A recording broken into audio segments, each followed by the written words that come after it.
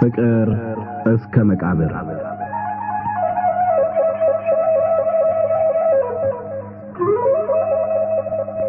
ደራሲ ሐዲስ ዓለማየሁ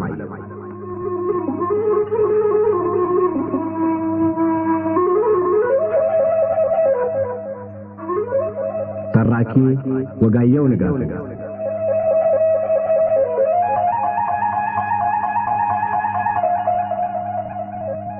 ፍቅር እስከ መቃብር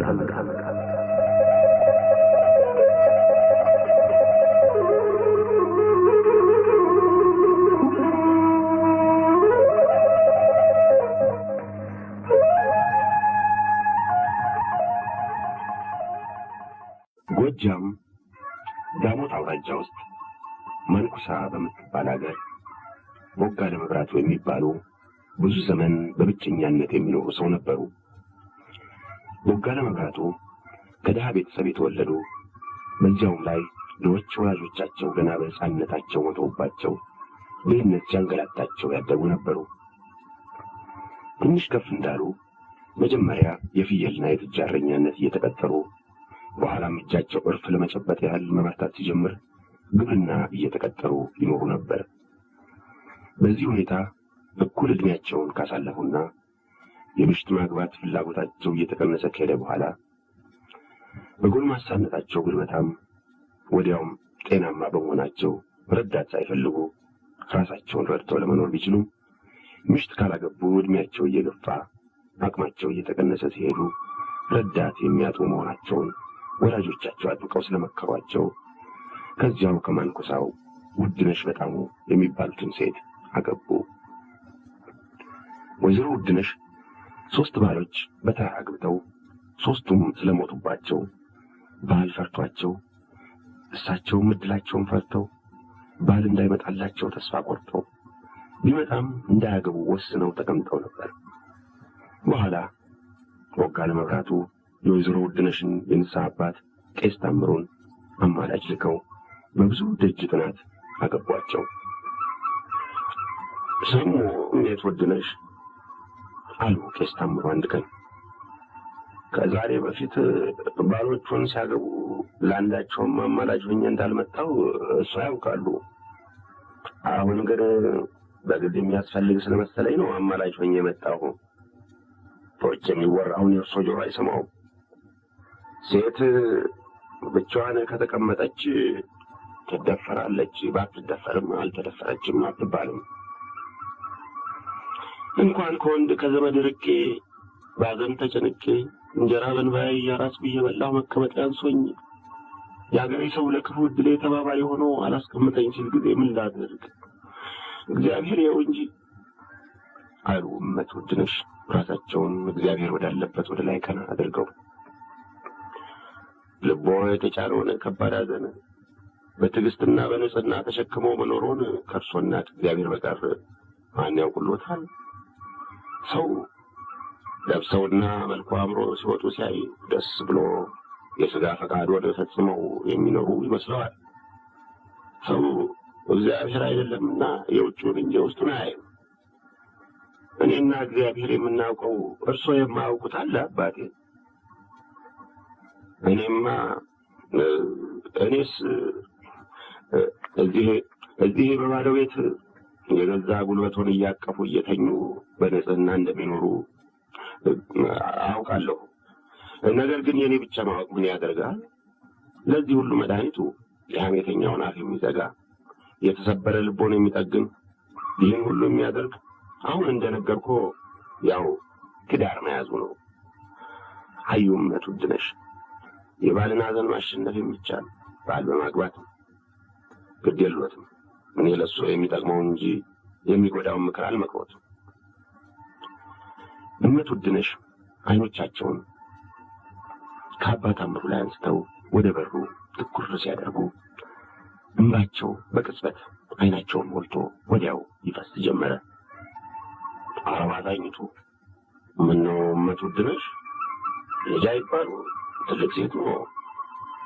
ታዲያ ሰው ችግር ሲገጥመው ከዘመድ ከወዳጁ ተመካክሮ የሚበጀውን ያደርጋል እንጂ እንደ ትንሽ ልጅ ችግሩን እያሰበ ሲያለቅስ ይኖራል እንደዚህ ቆመማ እንኳን ለምክር ለሰላምታ መደጆ መድረሱን ተዋል አሉ አባ ታምሩ። ይቅር ይበሉኝ አባቴ፣ ይቅር ይበሉኝ። ሆድ ብሶኝ ነው። በጎደሎ ሌሊት የተፈጠርኩ እድለ ክፉ በመሆኔ ነው እንጂ እሱን እንዲርቁኝ እሱን እንዳይመክሩኝ አይደለም ማለቅስ። እንኳን ለስጋዬ ለነፍሴስ ባላደራው እሱ አይደለም አባቴ፣ ሌላ ማን አለኝ አሉ እንባቸውን በእጅጋቸው እየጠረጉ። ኃላፊነቴ ከብዶኝማ ነው በየቀኑ እየመጣሁ የምጨቀጭቀው። ወዲያውም እድሎን ማማረር አይገባም። ሰው ገና ሲወለድ እድሜው ከእግዚአብሔር ተሰፍሮ የሚሰጠው ስለሆነ እነዚያ ሰዎች እሱን ቢያገቡም ባያገቡም ከእግዚአብሔር የተወሰነላቸው እድሜ ሲያልቅ መሞታቸው አይቀርም ነበር። ስለዚህ የሰው አፍ እየሰሙ እግዚአብሔርንም እድሉንም ማማረር አይገባዎትም። እሱስ እውነት ነው። ብቻ የሰው ምላስ ከእሳት የበለጠ ያቃጥላል። በቀደም እዚያ ሰንበቴው ከብላታ በየነ ባለቤት ጋር በአንዳንድ ትንሽ ነገር ተከራክረን የምትረታ ስትሆን ጊዜ ቶሎ ብላ እኔን ስትነካኝ የሚያሳምመኝና የሚያሳፍረኝ ቁስል ፈልጋ አንቺ ባሎችሽን የፈጀሽ የባል በሽታ ብላ በተሰበሰበው ሕዝብ ፊት ሰደበች አሉና እሜት ውድነሽ ያን ዕለት ሰው ሁሉ እሳቸውን እያየ የሳቁና ያሽሟጠጠው ታያቸውና እንደገና እንባቸው ባይናቸው ቸርፈፍ አለ። እንግዲህ ገዝቶታለሁ፣ አዛኝቱን ገዝቶታለሁ። እንዲህ ያለውን ነገር እግዚአብሔር አይወደውም አሉ አባ ታምሩ። የእመት ውድነሽ አይን እንደገና እንባ ሲሞላ ስላዩ እንደመቆጣት ብለው ጭራቸውን ከቀኝ ወደ ግራ ሽው አደረጉና የአይን ጅማቴን መከፋታል አልቶትም ባህል አቆም ብሎ ነው እንጂ ለማልቀስ ፈልጌ አይምሰሉ። እባክዎ ይቅር ይበሉኝ አባቴ አሉ እመት ውድነሽ እንደገና አይናቸውን እየጠረጉ። ለዚህ ሁሉ መድኃኒቱ ይሄ ስነግሮ የሰነበቱት ነው። እኒህን ሰው ያግቡ። ከዚህ የተሻለ ምክር አልመክሮትም። ይሞት እንደሆነስ እኔስ መቼም ሳፍር ስሰቃይ ኖረኝ እንዳልፍ ፈርዶብኛል። በሱ ላይ ለምን የሞት ፍርድ ተስፈርድበት? ወይ የማንኩሰው አባቴ እንዴት አድርጌ ልንገሮ? ሰው እግዚአብሔር የወሰነለት እድሜ ካላለቀ አይሞትም። መጽሐፉ የሚለው ይህ ነው ብዬ አልነገርኩትም? መጽሐፉ ባል የሚሞትባት ሴት እስከ ስንት ጊዜ እንድታገባ ይፈቅዳል? ይህን ጊዜ አባ ታምሩ ሰምተውት የማያውቁት ጥያቄ ስለመጣባቸው ሀሳባቸው እንደ መሸበር፣ ግንባራቸው ትንሽ እንደ መውዛት አለና ወዲያው ጭራቸውን ዘቅዝቀው አገጫቸውን በጭራው ቀንድ ደገፍ አድርገው አይኖቻቸውን ወደ ጣራው ትኩር አደረጉ። መልሱ ጣራው ላይ እንደተጻፈ ሁሉ እንዲህ አንጋጠው ትንሽ ከቆዩ በኋላ ቀስ አድርገው የጭራውን ቀንድ ካገጫቸው ስራ አስወገዱና አይኖቻቸውን ወደ እመት ውድነሽ መለስ አድርገው መጽሐፉ አይወስንም፣ እንግዲህ ካልወሰነ ከአራተኛ በላይ እንኳ አስረኛ እንኳ ለማግባት ትችላለች ማለት ነው አሉ አባ ታምሩ አፋቸው እየፈራ። አስረኛ አሉ እመት ውድነሽ አይናቸውን በጥፍ ካፎቱ አውጥተው። አይ 10 ስል እኮ አለመወሰኑን ለማስረዳት የተናገርኩት ያነጋገር ዘዴ ነው። ይህ መጽሐፉ በተጻፈበት ጊዜም ቢሆን ወይም ከዚያ ወዲህ 9 ባሎች ሞተውባት 10ኛ ያገባች ስትኖር አይደለም።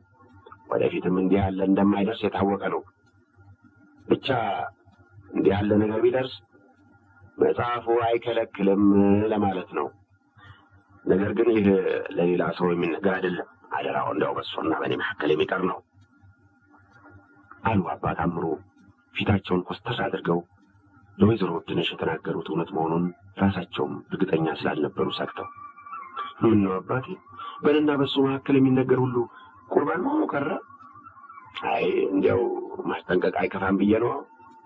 እሱ ሲሆን ግድ የለም። እንዲያው እስቲ አንድ ነገር ልጠይቁ አባቴ። መቼም ከተነጋገርነው ሁሉ አይበልጥም። መጀመሪያ ይህን ነገር ሲያነሱልኝ ጀምሮ እስከ ዛሬ ሐሳቤን የሚከነክነውና ልረዳው ያልቻልኩ አሉና እመት ውድነሽ ትንሽ እንደማፈር ብለው አፋቸው ሲፈራ አዩና አባ ታምሩ ሐሳቡን የከለከለው ምንድን ነው አሉ። አያ ቦጋለ የደረሰብኝንና ሰው የሚለውን ሁሉ እዚህ ተቀምጦ እያወቀ ላግባ ብሎ መጠየቁ ማዘኔን ስለተረዳ ደስ ላሰኛት ልዝለቅባት ብሎ ነው ወይስ ምንድን ነው? አይደለም፣ ደስ አሰኝቻት ደስ ታሰኘኛለች ብለው ነው እንጂ ልዝለቅባት ብለው አይደለም አሉ አባ ታምሩ። እንዴት? እሱ ባሎቹ በመሞታቸው ምክንያት እሳቸው በሌላ ልዩ ልዩ ምክንያት ብቸኛነት የሚያስከትለውን መከፋት ደህና አድርጋችሁ ያወቃችሁ ስለሆናችሁ ሁለታችሁ ትገናኙ ተስማምታችሁ እንደምትኖሩ በማመን ነው። አያ ቦጋለ ቆዳቸው ሞኝ ቢመስል የዋዛ ሰው አይምሰሉ፣ ውስጠ መሰሪ ናቸው አሉ አባ ታምሩ። እመት ውድነሽ አንገታቸውን ደፍተው ዝም ብለው ከሀሳባቸው ጋር መጫወት ስለጀመሩ ይበሉ እኮ እሺ ይበሉኝና አሳርጌ ልሄድ አሉ አባ ታምሩ። ከዚያም እመት ውድነሽ ሳምባቸው እስኪሞላ አድርገው አየር ስበው በረዥሙ ተነፈሱና እሺ እስቲ አባቴ እሱ የመከሩኝን አልቀበልም ብዬ ወዴት እደርሳለሁ? እሺ እግዚአብሔር እሺ ይበሉ፣ ጋብቻውንም የደስታ ጋብቻ አድርገው። አይዞ ያለፈውን ሁሉ ይርሱት፣ እምነቱን በእግዚአብሔር ያድርጉ፣ ግድ የለዎትም፣ ወደፊት ምንም አይደርስቦትም። እኔም እጸልያለሁ። በጸሎቷ እርሱኝ አባቴ አሉ እመት ውድነሽ በተሰበረ ድምፅ ከእንባ ጋር እየተናነቁ።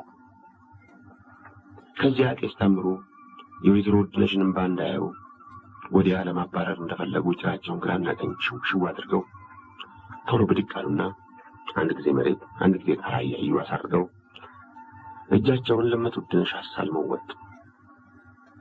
እመት ውድነሽም እንባቸውን በቀሚሳቸው እጅጌ እያደረጉ እስከ በሩ የንስሐ አባታቸውን ተከትለው ሸኝተዋቸው ተመለሱ። እመት ውድነሽ ቄስ ታምሩን ተሰናብተው ተመልሰው ቤታቸው ቁጭ ሲሉ ከብዙ ጊዜ የብቸኛነት ኑሮ በኋላ ባል የማግባቱ ሐሳብ የፈጠረው ልዩ ልዩ ስሜት በአንድ ላይ ተደበላልቆ በራሳቸው ውስጥ ይንጫጫባቸው ጀመር። የብላታ በየነ ባለቤትና እንደሳቸው በእመት ውድነሽ የሚቀኑት ሴቶች ሁሉ የሚሉት የሌላው ፀሐይ ምሽትና ሌሎች የእመት ውድነሽ ወዳጆች የሚሰማቸው ደስታ ቦጋለ መብራቱ እመት ውድነሽን ያገቡ ሁሉ ሲሞቱ እያዩና የሞት መድኃኒት እንደሌላቸው እያወቁ ላግባ ማለታቸው ፍቅራቸው እመት ውድነሽን ከሌሎች ሴቶች ሁሉ አብልጦ ሞትን አስንቆ ስላሳያቸው መሆኑ የቦጋለ መብራቱ መልክ ማማርና ድህነታቸው የሞቱት ባሎቻቸው መልክና ሀብት የእሳቸው የራሳቸው መልክ ይህ ሁሉ በአንድ ላይ ተደበላልቆ ይታያቸው ጀመር። በኋላ የራሳቸው መልክ ማማር ሁሉንም አሸነፈና በዓይነ ሕሊናቸው ፊት ጎልቶ ታያቸው። ወዲያው አባ ታምሩ ደህና ለብሰው መልኩ አምሮ ሲታዩ ደስ ያለውና የሥጋ ፈቃዱን ፈጽመው የሚኖሩ ይመስላሉ ያሉት ትዝ አላቸው። የሥጋ ፈቃዱን ፈጽመው የሚኖሩ ቄስ እንዲህ ብሎ ሲናገር ግን አዛይዘው አሉ እመት ውድነሽ ብቻቸውን ትንሽ ፍርጥም ብለው መልካቸውን ለማየት መስተዋት ፍለጋ ሲነሱ። እመት ውድነሽ ሙዳያቸውን ከጉሽጉሽ ላይ አወርደው ይዘው ተቀመጡና የመጨረሻ ባላቸውን ብላታ ብዙነህን ሲያገቡ የገዟትን ክብ መስታወት አውጥተው ቦክ አድርገው ሲከፍቱ አንዲት እንደ መስተዋቱ ክብብ ያለች ፊት ከመስተዋቱ ውስጥ ብቅ አለች። ትኩር ብለው ሲያዩት እሷም ትኩር ብላ አየቻቸው። አንገታቸውን ወደ ግራ ዘንበል አድርገው ወደ መስተዋቱ ቀረብ ሲሉ እሷም አንገቷን ዘንበል አድርጋ ወደ እሳቸው ቀረብ አለች። እመት ውድነሽ ያችን የምታምር ክብ ፊት እየተመለከቱ አንዲት ፍሬ ልጅ አንዲት ፍሬ ልጅ፣ ሞት የምታስንቂ የምታምሪ አንዲት ፍሬ ልጅ አሉ መስተዋት ውስጥ ያለችውን ፊት እንደሚስሙ ሁሉ ከንፈራቸውን ወደፊት ሞጥሞጥ አድርገው። እሷም እንዲሁ አደረገች። ከዚያም እየሳቁ ወደ ኋላ ራቅ ሲሉ እሷም እየሳቀች ወደ ኋላ ራቅ አለች። ወየው ጉድ! አሁን የማደርገውን ሁሉ ሰው የሚያይ ቢሆን ምን ይለኝ ነበር? አዳላይ ትታሰርባል ነበር። የብቻ መኖር አንድ ጥቅሙ የሰሩትን ሰርቶ ያልሰሩ መስሎ ለመታየት ማስቻሉ ነው። ለካ ሰውን እብድ የሚያሰኘው እብድ የሚያደርገውን ማድረግ አይደለም፣ እብድ የሚያደርገውን ሲያደርጉ መታየቱ ነው አሉ እመት ውድነሽ ፊታቸው ትንሽ እንደማዘን ብለው። መስተዋት ውስጥ ያለችው ክብ ፊትም እሳቸው ሲያዝኑ አይታ እንደማዘን አለች። ግንባራቸውን ቁጥር ዓይናቸውን ትኩር አድርገው በተመለከቷት መጠን አዝና ግንባሯ ከቅንድቦቿ መካከል ታጥፎ ከዚያ በላይ ከፍ ብሎ ስድብ በጉልህ ተጽፎ አዩ። አነበቡት። አንቺ ባሎችሽን የፈጀሽ የባል በሽታ ይላል ስድቡ። የማንኩሳው አባት ምነው ምን አልኩህና ስድብ ለአማራው ሁሉ መሰደብ ያደረግኝ? እባክህን በቃሽ በለኝ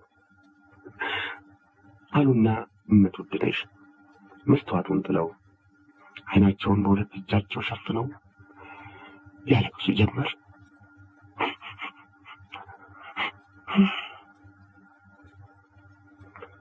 አቶ ቦጋለ መብራቱ ወይዘሮ ውድነሽ በጣሙን ባገቡ በሁለተኛው ዓመት መጨረሻ ወንድ ልጅ ተወለደላቸው። ብቻ ሁለቱ የሁለት ዓለም ሰዎች ስለነበሩ ይልቁንም ገና የጋብቻ ኑሯቸው እንደጀመሩ በመካከላቸው ግጭቱም ኩርፊያውም ይበዛ ነበር። ነገር ግን እግዚአብሔር ዕድሜ ከሰጠ ለልማድ በቂ ጊዜ ከተሰጠው እንኳን ሰውን ጅብና አህያን ንብርና ፍየልን አብረው እንዲኖሩ ለማድረግ ስለሚቻል ጊዜ ባለፈ መጠን ባልና ምሽት እርስ በርሳቸው እየተዋወቁ እየተለማመዱ እየተዋደዱ የመተሳሰብ መሳሪያቸው እየጠበቀ ሄደ።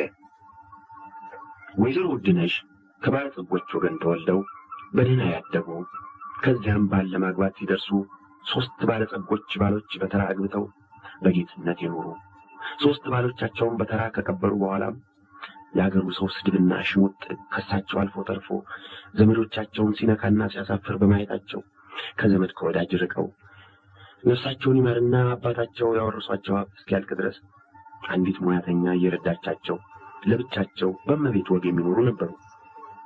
መቼም ብቻቸውን በነበሩበት ጊዜ ለቤታቸውና ለዚያች ለአንዲት ሙያተኛ ንግስቲቷ ይግባኝ የሌለባቸው ቆራጭ ፈላጯ እሳቸው ብቻ ነበሩ። ከዚያ በፊትም ቢሆን ልጅ ሳሉ ወላጆቻቸው በኋላም ባሎቻቸው የበላይ አዛዦች፣ ተቆጪዎች፣ አሸናፊዎች ቢሆኑ እሳቸው በፈንታቸው የሚያዙት ከፍና ዝቅ አድርገው ገላምጠው የሚቆጡት የሚያሸንፉት ከበታቻቸው በልዩ ልዩ ስም የሚጠሩ ብዙ ነበራቸው። ወደታች እያዩ የሚያዙት ካለ ከላይ የሚያዝ ቢኖር ምንም ያክል አይከብድም።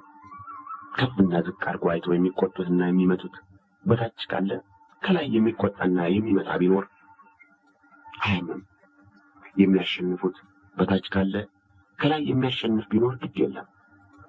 ቦጋለ መብራቱ ቤት ግን የሚያዝ እንጂ የሚያዙት፣ የሚቆጣ እንጂ የሚቆጡት፣ የሚያሸንፍ እንጂ የሚያሸንፉት አለመኖሩ አስቀድሞ የወይዘሮ ውድነሽን አመል አከፋው። አቶ ቦጋለ ሲፈሩ ሲቸሩ አንድ ነገር እንዲደረግ ያሳሰቡ እንደሆነ ወይም እመት ውድነሽ አንድ ነገር ሲፈልጉ ባልየው ትንሽ እንኳ የመቃወም ምልክት ያሳዩ እንደሆነ እመት ውድነሽ ይበሳጩና ወዲያው እንዳይተዋጣዎቹ ሁሉ ሆድ ብሷቸው ማልቀስ ይጀምራሉ። ያልተለመደ እንግዳ ችግር ቆዳ ያሳሳል፣ ሆደ ባሻ ያደርጋል። ደግነቱ እመት ውድነሽ ያን ያክል ከተቆጡና ካለቀሱ በኋላ ትንሽ ቆይተው ሁሉንም መርሳታቸው ነው። አቶ ቦጋለ ከድሆች ወገን ተወልደው በድህነት ያደጉ፣ ከሕፃንነት እስከ እኩል ዕድሜ ችግር ያልተለያቸው፣ ከችግር ጋር ሲታገሉ ሲጥሉት ሲጥላቸው አብረው የኖሩ፣ ቆዳቸው ጠንክሮ ስድብ ይሁን ቁጣ የማይዘልቀው ነበሩ። እንኳን ትንሽ ትልቅ ቢሆን የሚገጥማቸውን ችግር ሁሉ በጸጥታና በትዕግስት የሚቀበሉና ለማሸነፍ የሚሞክሩ እንጂ ቶሎ ሆድ የሚብሳቸውና ተስፋ የሚቆርጡ አልነበረው። ችግር ሲለምዱት ጥሩ ነው። ችግር ሲለምዱት ጓደኛ ሲያደርጉት ከሱ ጋር እየታገሉ እየወደቁ እየተነሱ ሲኖሩ ጥሩ ነው። ከችግር ጋር ሲታገል የኖረ ቆዳው ይወፍራል፣ ጅማቱ ይጠነክራል፣ ጡንቻው ይደነድናል። የተጣለበትን ሁሉ ሸክም መሸከም ይችላል። የገጠመውን ሁሉ ያሸንፋል። ስለዚህ እድሜ ላሳዳጊያቸው፣ እድሜ ላስተማሪያቸው፣ እድሜ ለችግር ቦጋለ መብራቱን ቆዳቸውን አወፍሮ ጅማታቸውን አጠንክሮ ትግል እያስተማረ የስድብና የቁጣ የንቀትና የግልምጫው ሽንፍር እንዳይገባቸው አድርጎ ሁሉን እንዳመሉ እንዲችሉ አድርጎም ላነጻቸው ለቀረጻቸው እድሜ ለችግር አቶ ቦጋለ ሁሉንም ቻይ ነበሩ። ይህ የአቶ ቦጋለ መቻል ትዕግስታቸውና መሸነፍን እንደ ውርደት አለመቁጠራቸው ከእመት ውድነሽ ይቅር ባይነት ጋር የተቆጡበትንና ምርር ብለው ያለቀሱበትን ቶሎ የሚረሱ ከመሆናቸው ጋር አንድ ላይ ሆኖ ጊዜ ባለፈ መጠን ባልና ሚስት እንዲቻቻሉ ባህሪ ለባህሪ እንዲተዋወቁ ለፍሬ እንዲበቁ ማን አለው ማን አላት እየተባባሉ እንዲተሳሰቡ አደረጋቸው። ነገር ግን በኋላም ቢሆን አልፎ አልፎ አንዳንድ ጊዜ ሲጋጩ አቶ ቦጋለና እመት ውድነሽ የተጋቡበትን ቀን መርገማቸውና ትንሽ ተኮራርፈው መቆየታቸው አልቀረም። ብቻ እንዲህ ያለው ግጭትና ኩርፊያ የባልና ሚስት ፍቅር ትንሽ እንደ መድነት ሲል ለመሞረድና ለመሳል የሚያስፈልግ በሚዋደዱ ባልና ሚስቶች ሁሉ የሚደርስ ግጭት ነበር። አንድ ቀን እመት ውድነሽ ባላቸው ከስራ ገብተው የሚበላ ነገር አለ እንደሆነ እንዲሰጧቸው ቢጠይቋቸው ልጁ ስለታመመባቸው የሚጠብቅላቸው አጥተው በጊዜ ምግብ ሊያሰናዱ አለመቻላቸውን ከተናገሩ በኋላ ነገሩን ሳያስፈልግ አራዘሙና ማማራር ጀመሩ። ከዚያም ቄስ ታምሩ እግዚአብሔር የሉ ብድሩን እግዚአብሔር በሴት ልጆ ይክፈሉ ሳልሞት ገሃነም ያገቡት አሉና ምርር ብለው አለቀሱ። አቶ ቦጋለ ለጊዜው ልባቸው ወደ ቁጣ ተለውጦ ሊማቱ ከተነሱ በኋላ እንደገና በረድ አሉና አንድ ቃል ሳይናገሩ ሽመላቸውን ይዘው ወጥተው ከቤታቸው ጀርባ ጉብታው ላይ ቁጭ አሉ። ገሃነም ያገቡኝ አሉ አቶ ቦጋለ ምሽታቸው ያሉትን ደግሞ አይናቸውን ፊታቸው በተዘረጋው ባዶ ላይ ትኩር አደረጉና ምን አልኋት እስቲ ምን አልኋት ምን እንዲህ ያለ ከኮሶ የመረረ ነገር ተናገረችኝ አሉ ራሳቸውን እየወዘወዙ አይናቸውን በባዶ ላይ እንደተከሉ። ሰው ከጠዋት እስከ ማታ በስራ ተጠምዶ ውሎ በቤቱ ሲገባ እንኳን ሚስቱን ሌላስ ቢሆን እርቦኛልና ላቅምሱኝ ማለት ይህን ያክል ያስበሳጭ ክፉ ያናግራል ያስለቅሳል አሉ አይናቸውን በባዶ ላይ እንዳፈጠጡ። ከዚያ ፊታቸው ከተዘረጋ ባዶ ፍርድ እንደሚጠይቁ ሁሉ አይናቸውን አፈጠው ትንሽ ዝም ብለው ከቆዩ በኋላ ለምን ሚስት ያገባው አሉ አቶ ቦጋለ ራሳቸውን ትንሽ ወደ ቀኝ ዘንበል አድርገው። ለምን ሚስት ያገባው ለምን ቤት ሰራው ለምን ልጅ ወለድኩ ከድሮ ችግሬ ምን ቀለለኝ ከድሮ ኑሮዬ ምን ተሻለኝ ምንም አልተሻለኝ ምንም አልቀለለኝ ባሰብኝ እንጂ ባሰብኝ ድሮ ለምሽት አላስብ ለልጅ ለወርጫው አላስብ ለህል ጌቶች የሰጡኝን በልቼ ጠጥቼ ለቤተሰቤ ምን አበላ ምን አለብስ ሳልል በሰላም ኖር ነበር። የነበረኝ ሀሳብ ብርሃኑ ከቀንበሩ እርፉ ከሞፈሩ ማረሻው ከወገሉ መስማማቱን በሮች እንዳይጎዱ ወደ ደህና ሳር መሰማራታቸውን መመልከት ብቻ ነበር። አይ ምንኛ መልካም ኑሮ ኖር ያለው የሰላም ኑሮ አሉና ቦጋለ መብራቱ ራሳቸውን በዝግታ ወዛውዘው ሁለት እጆቻቸውን አመሳቅለው ጉልበታቸው ላይ አድርገው ግንባራቸውን ክንዳቸው ላይ ደፍተው አይኖቻቸውን ለበስ አድርገው በሀሳብ ባህር ጠለቁ። መነሻው መድረሻው የማይታወቅ የሀሳብ ባህር የህይወት ታሪካቸው ያለፉት ያሉበት የሚመጣው አንድ ላይ ተጠራቅሞ አንድ ላይ ተደባልቆ የፈጠረው ጥልቅና የሀሳብ ማዕበል ያወቀው ባህር አጠለቃቸው። ይዋኙ ጀመር። ብቅ ጥልቅ ፍግም ቀና ፈሩ። መውጣት ፈለጉ፣ ነገር ግን አልቻሉም። ስለዚህ ዋናቸውን ቀጠሉ። በዚህ መካከል አንድ ድምፅ አንድ ትንሽ ድምፅ አንድ በሌሊት ከሩቅ እንደሚሰሙት ለስላሳ ቪዮሊን ልብ የሚነካ ድምፅ አባ አባ አባ አለ።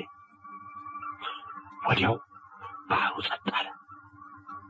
አቶ ቦጋለን ብቅ ጥልቅ ፍክም ቀና ሲያደርጋቸው ሲያንገላታቸው የነበሩ ማዕበል ያ መላካዊ ድምፅ እንደገሰጸው ቁም እንዳለው ሁሉ አንድ ጊዜ ቀጥ አለ። አባ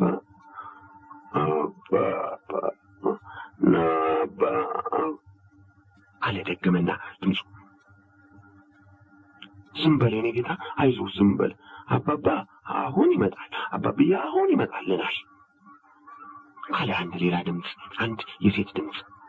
የፊተኛው የልጃቸው የኋለኛው የሚሽታቸው ድምፆች ነበሩ። አቶ ቦጋለ ራሳቸውን ከክንዳቸው ላይ ቃስ አድርገው አነሱና አንድ ጊዜ ወደ ቀኝ አንድ ጊዜ ወደ ግራ በቀስታ ዞር ዞር እያሉ ዙሪያ ገባውን ተመለከቱ። እኒያ ድምፆች የመጡበትን እንደሚፈልጉ ሁሉ በዙሪያ ገባው ሌላ ምንም አልነበረም ከቤታቸው በቀር። ስለዚህ እኒያ ድምፆች ከየትም ሊመጡ አይችሉም ከዚያ ቤት በቀር።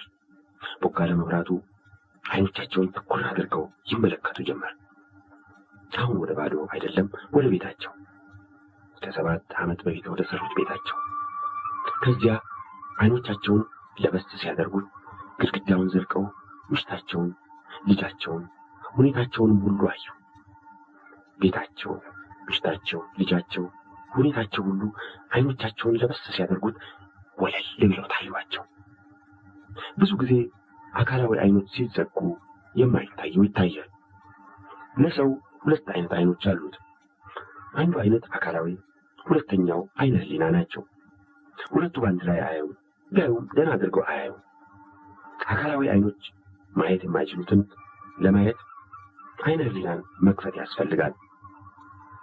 ቦጋለ መብራቱ እኒያን ከህልም ዓለም ወደ እውን ዓለም የመለሷቸውን ድምፆች ለመፈለግ አካላዊ አይኖቻቸውን ፍጥጥ አድርገው ተመለከቱ። ማየት የሚቻለውንም አዩ። አካላዊ አይኖች ማየት የማይችሉትን ለማየት ግን እነሱን ዘግተው አይነ ህሊናቸውን ከፈቱ። ወዲያው ሚስታቸውን፣ ልጃቸውን፣ ድምፆችንም አዩ። ቤታቸው፣ ሚስታቸው፣ ልጃቸው ጸጥታቸውንና ሰላማቸውን የለወጡባቸው የሰላም ዋጋ፣ የጸጥታ ዋጋ። አልተጎዳሁም አሉ አቶ ቦጋለ የማያዩ አይኖቻቸውን ወደፊታቸው ፍጥጥ አድርገው በሀሳባቸው ትንሽ ሲያሰላስሉ ቆይተው። አልተጎዳሁም፣ ጥሩ ዋጋ ነው። ተሳስቻለሁ፣ አልተጎዳሁም። ረሃብ ክፉ እንዲህ ሊያልፍ ሽማግሌነቴን አስረስቶ እንደ ልጅ አግበጥብጦኝ ነው እንጂ አልተጎዳሁም። ለምን ሆድን ፈጠርክ ጌታዬ አሉ አቶ ቦጋለ። ቤት ማዕረግ፣ ልጅ፣ ፍቅር የሰጧቸውን ሚስታቸውን ስለራባቸው ማስቀየማቸው በጣም አስደስቷቸዋል። ወዲያው ባለፈው እሑድ አለቃ በላይ የሚባሉት ሊቅ ስለ ጾም፣ ራስን ስለ መግዛትና ስለ ጋብቻ በረዥሙ ከሰበኩት አንዳንዱ ትዝ አላቸው። ሰው ከእንስሳ የሚለይበት በሁለት እግሩ ቆሞ በመሄዱ አይደለም፣ ዶሮም በሁለት እግር ነው የሚሄድ። እንግዲያ ቋንቋ ስላለው ነው አይደለም። እንስሳትም እርስ በርሳቸው የሚገባቡበት ቋንቋ አላቸው። ሰው ከእንስሳ የሚለይበት አይነተኛ መለያው ራስን መግዛት የሚችል መሆኑ ነው።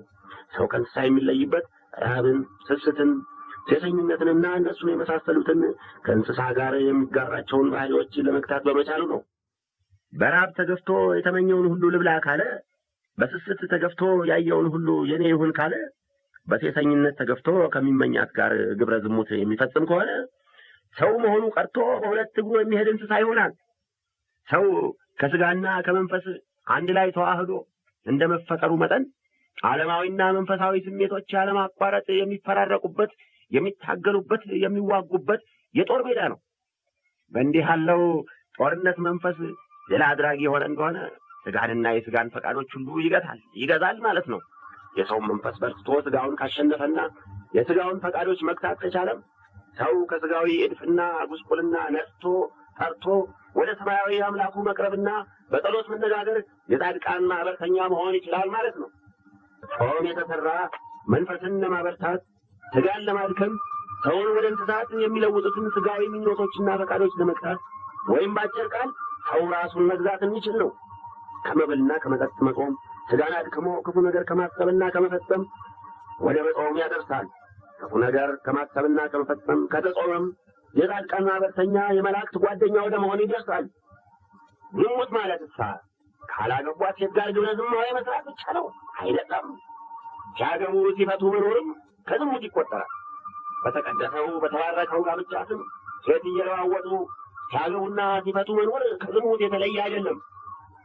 እግዚአብሔር ሰውን ወንድና ሴት አድርጎ ፈጥሮ ሥርዓተ ጋብቻን ሰርቶ መሬትን ሙሉአት ብሎ ሲያዝ ከእንግዲህ ወዲያ በየቀኑ ሰው ስፈጥር ሕግና ሥርዓት ስሰራ አልኖርምና ያለ መጨረሻ እስከመጣ ድረስ የቀደሙት ፋንታቸውን ኖሮ ሲያልፉ የሴትን ግብር የምትፈጽም ሴት የወንድን ግብር የሚፈጽም ወንድ በቦታቸው እየተኩ እንዲያልፉ አዲስ ተተኪዎችም በዚሁ አንድ ጊዜ በተሰራው ሕግና ሥርዓት ኖሮ ሲያልፉ በበኩላቸው እንዲሁ እንዲያደርጉና ይህ ሕግና ሥርዓት የማይለወጥ ዘላለማዊ ሆኖ እንዲኖር አዝዣለሁ ማለቱ ነው።